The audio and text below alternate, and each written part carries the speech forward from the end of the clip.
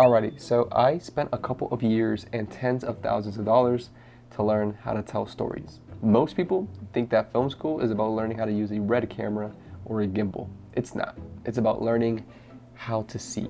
Now, of course, it's impossible to give you a whole degree of information in only about 5 minutes, but hopefully by the end of this video, you gain some insight on whether this is something you'd like to pursue. Let's go ahead and start by saying that a $20,000 camera setup won't fix a boring script, then you're really diving deep into what it's really all about. For example, if your main character or protagonist isn't wanting something desperately or something is standing in their way, you wouldn't have a movie, you wouldn't have a film. What you would have is what we like to call a vlog, which is what I like to do here from time to time. In my first semester, I remember walking in like, hey, where's the red camera? Where's the Arby Alexa? You know, because I thought by having those cameras, I was gonna become legit or official, but I was wrong. Fortunately though, I was able to handle like both spectrums and have both experiences, like actual bulky cameras, such as the red camera and the Sony FS5. Then later on in the semester, we switched into FX3s and Blackmagics. Film school is kind of weird because it's always changing the main objective. Like for me, we started making documentaries, then we switched to making music videos, and then scene recreations for movies, and then a short film of our own, which was the last project. Now, I remember the first project that they made us do was a prompt that said, tell us a story with no words, no dialogue, no fancy transitions, just two people acting it out. It's crazy. It's literally just pure visual information. It's challenging because if you really think about it, how do you follow a proper storyline without saying any words? Now, this embodies the show don't tell aspect that pro filmmakers like to use a lot and do really well. And so you learn that the most expensive sensor in the world doesn't fix a narrative void, unfortunately. The gear is just the how, the story is the why. And if you master the why, then you can shoot a masterpiece on any form. And if you don't, all the 4K, bit rate, full frame, top tier quality is just gonna make your mistakes look sharper. Lighting isn't about making things visible, it's about making things felt. Every light that you place in your film should have a reason to exist in that world. We like to call this motivated lighting. And if you can control shadows, then you can control the audience's subconscious. Practicing different lighting setups can be tedious and sort of challenging, but man, is it worth it.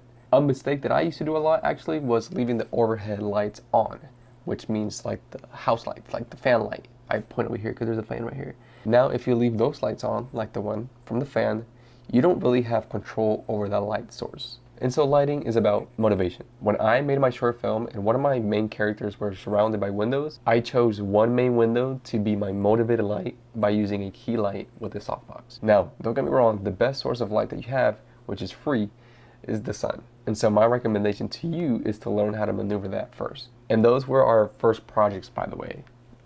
You know, shoot outside, just a camera and a tripod, the sun, and a reflector. And so film is made actually 3 times. When it's scripted, when it's written, when it's filmed, and when it's edited. Now, obviously the edit is where it all comes together, is where the baby, the film, is born. And to me, that's where I find the most joy because I'm like, whoa, this is actually my. It's crazy because it all starts from an idea, from that idea to a piece of paper, and from that piece of paper to action, and then, you know, we see what we see today. And also in the edit is where the performance is born. Let me explain. Sometimes one of the most powerful things a character can do is literally nothing. Film school taught me to let the shots breathe, but to also play with pacing. Editing is the invisible art because if you do it perfectly, the audience won't notice a single cut. In film school, you learn that editing is not just chopping footage together. It's actually managing human psychology, like what feels right and what's the beat. The audience derives more information from an interaction from 2 shots than just 1 shot in isolation. You can make an actor look sad, mad, or even hungry or terrified by changing what you show after their face. But the real secret I learned is rhythm. A scene has a heartbeat. If you cut too fast, you create anxiety. If you linger too long, you create intimacy, but at times boredom. I have a couple of projects. So I have a couple of projects here that I actually really enjoy editing on, which one of them is like the Red Bull and GoPro commercial that I made. I also have the La La Land scene recreation, and I also have an outdoor bike company. Really fun to make. Now in terms of editing, I think the most basic rule is to learn or master the J cut and L cut. Let the audio from the next scene just bleed into the current one. It just makes your transition between clips just more smooth. So with that being said, if the story is the soul, then the lighting is the skin, and the editing is the pulse. So do you need to go to film school? Well, if you want the portfolio work and the network, maybe. But if you want to grow as a filmmaker, the world is your set and your perspective is your lens. So just go make something. If you want to become a content creator and have the basics of filmmaking, then yeah, film school might be for you. It just gave me a structured place to fail and to literally apply what YouTube school had taught me already. But you don't need a degree to fail. You can do that in your backyard, in your bedroom, the kitchen, wherever. So we've reached the end of this video, and hopefully you've gained some insights on whether you want to do this or not in the future, if you should go to film school or not. Now, if you guys can do me a favor, just please give this video a like, subscribe, and I'm gonna end this video by saying this: the world is yours, and you don't need a diploma to start hitting record. Bye.